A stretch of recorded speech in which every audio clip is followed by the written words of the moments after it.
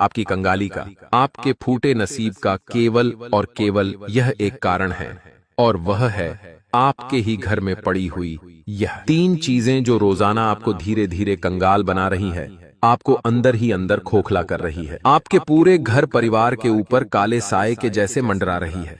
दोस्तों, आपके घर में यह जो तीन चीजें पड़ी हुई हैं, यह आपकी मौत का कारण भी बनने वाली है। अगर आपने अभी भी इन तीन चीजों को बाहर नहीं निकाला, तो आपके ऊपर मुसीबतों का बहुत बड़ा पहाड़ टूट पड़ेगा। दोस्तों, आपको मैं बता दूं कि आपके घर में बहुत सारी चीजें पड़ी होती हैं। कुछ चीजें हमारे काम की होती है, तो कुछ चीजें हमारे काम में नहीं आती है, फिर भी ऐसे ही पड़ी रहती है, जिनका हम उपयोग नहीं करते।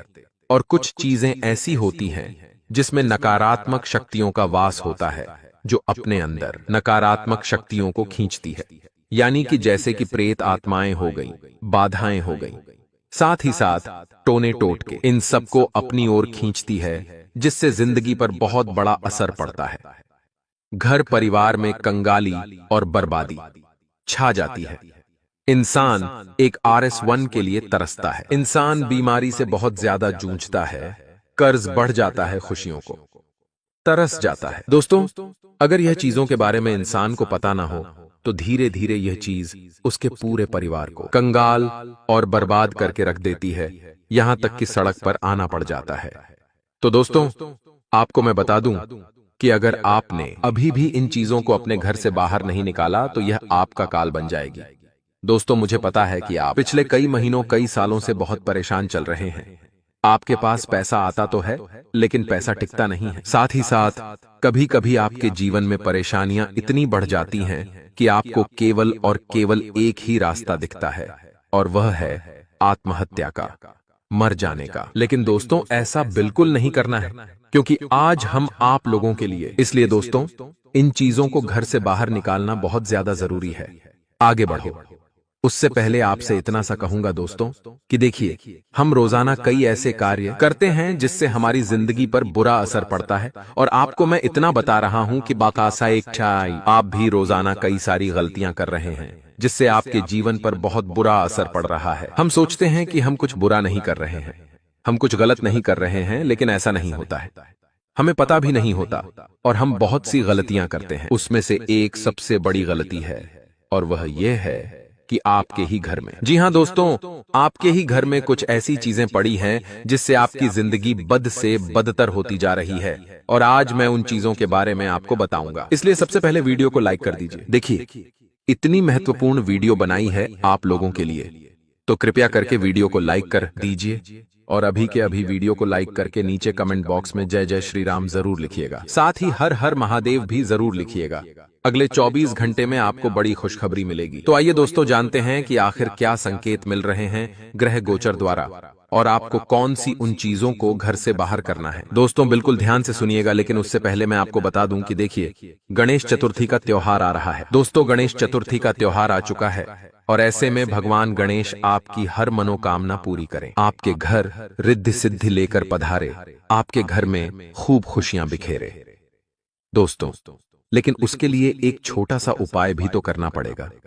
उपाय क्या है? देखिए, गणेश जी की स्थापना कर दी आपने, गणेश जी की आरती करें, पूजा करें, अच्छे से भोग लगाया।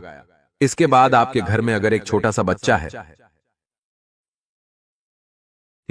छोटा सा बच्चा हो या छोटी सी बच्ची हो, अगर आपके घर में कोई भी छोटा बच्चा हो जो 2 साल या 3 साल से कम का हो, तो आप उसको सबसे पहले भोग लगाने के पश्चात, जी हां, गणेश जी को भोग लगाया तो सबसे पहले अपने उस छोटे से बच्चे को भी अवश्य वह लड्डू, वह प्रसादी खिलाइए, और उसके बाद सभी ग्रहण करिएगा। सबसे पहले उस बच्चे को खिलाएगा, और अगर आपके आसपास बच्चा ना हो, आपके घर में बच्चा ना हो, तो दोस्तों आप देखिए, कहीं आपके पड़ोसी में कहीं भी आपको मिल जाए ना, तो प्रसाद उसे जरूर खिलाएगा। इससे होता क्या है कि भगवान गणेश जी को बहुत जल्दी आपकी प्रसाद पहुंच जाती है, क्योंकि छोटे बच्चों में भगवान गणेश का भी रूप होता है। दोस्तों, भगवान गणेश जी सबकी मनोकामना पूरी करते हैं, तो आप यह उपाय जरूर करिएगा।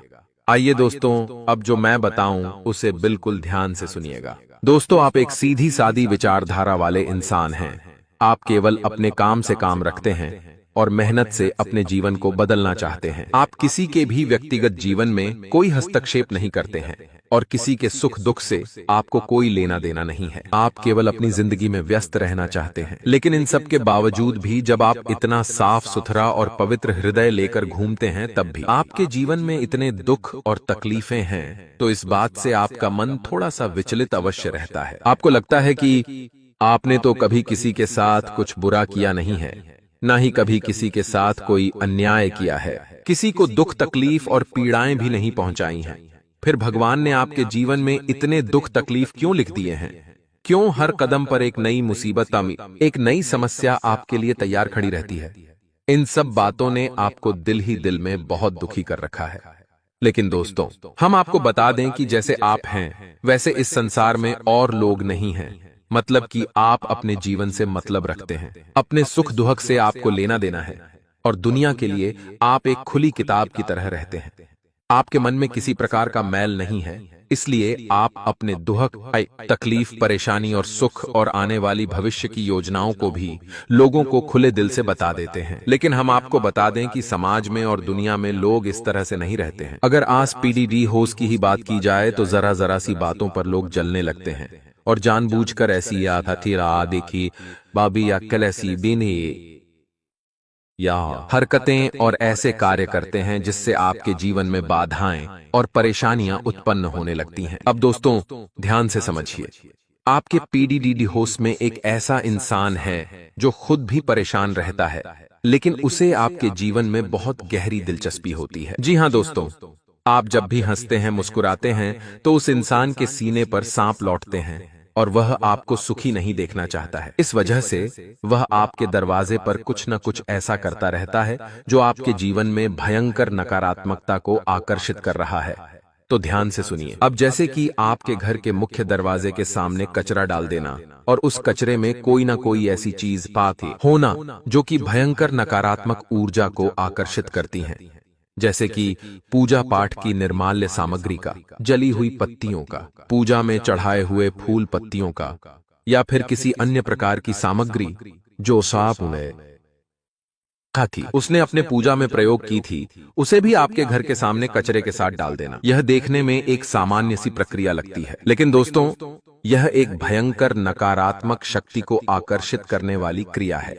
और जिस इंसान के दरवाजे पर यही क्रिया हो जाती है, उसके जीवन में भयंकर मुसीबतों का आगमन होने लगता है और उसे इस बात का अंदाजा भी नहीं होता है। अब आपने अपने घर का दरवाजा खोला और आपके घर के ठीक सामने इसी प्रकार का कचरा डला हुआ है, ढेर डला हुआ है, तो आपको लगेगा कि यह बिल्कुल सामान्य है, लेकिन असल में यह सामान्य नहीं है। इसके साथ बहुत बड़ी मुसीबतें भी आपके घर में चली आएंगी। इसी प्रकार आपके घर के मुख्य दरवाजे के आसपास पीपल का पौधा उगाना, गंदी नाली का बहना और आपके घर के आसपास यानी मुख्य दरवाजे के आसपास कोई ऐसा जल का स्रोत जो अब बंद हो चुका है, साथ ही साथ सूखी लाल मिर्ची के बीज या फिर किसी प्रकार का नाखून या पंख वगैरह का डला होना, यह सारी चीजें नकारात्मक और तांत्रिक क्रियाओं की ओर इशारा करती हैं। दोस्तों, आप लोग इन चीजों को अनदेखा कर देते हैं और जीवन में आगे बढ़ जाते हैं, लेकिन मुसीबतों की शुरुआत यहीं से होती है। लोग चाहे कितने ही जमे हुए हों, व्यापार में मजबूत स्थिति रखते हो, घर, मकान, प्रॉपर्टी कितनी ही क्यों ना हो, लेकिन एक बार नकारात्मक ऊर्जाओं ने अपनी जकड़ में कस लिया तो उसके बाद बड़ी बड़ी संपत्तियां बिक जाती हैं, बड़े बड़े मकान भी नीलाम हो जाते हैं और अच्छे खासे लाखों करोड़ों के उद्योग धंधे व्यापारों पर ताले लटक जाते हैं। इसलिए आपको इन सब चीजों के बारे में ज्ञान होना बहुत अधिक आवश्यक है।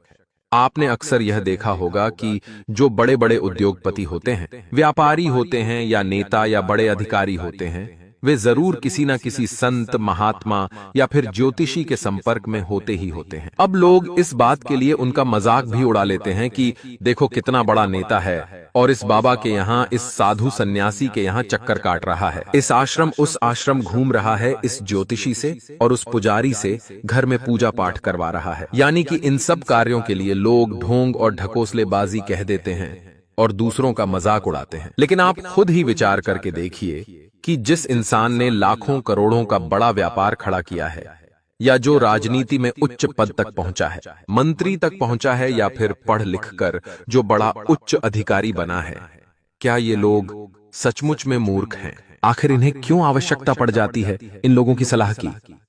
तो दोस्तों, बात बस इतनी सी है कि जीवन में मुसीबतों से आती अजीम की सिपो नाकामयाबी से सबको डर लगता है, और बुद्धिमान इंसान यह बात अच्छी तरह से जानता है कि जीवन में सब कुछ इंसान के हाथ में नहीं है। इंसान तो बस एक छोटा सा हिस्सा मात्र है कि वह कार्य कर सकता है, और उसके आगे और पीछे का उसके हाथ में कुछ भी नहीं है। यहां तक कि अगर नकारात्मक शक्तियां इंसान के ऊपर हावी हो जाए तो वह कार्य भी नहीं कर सकता है।